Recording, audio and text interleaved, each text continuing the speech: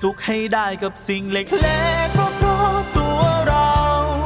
แม้ว่ามันจะเหงาก็สุขให้ได้ด้วยตัวเราสุขให้ได้กับท้องฟ้าทะเลและภูเขาเมฆหมอกยามเช้ากับฤดูหนาวที่เข้ามา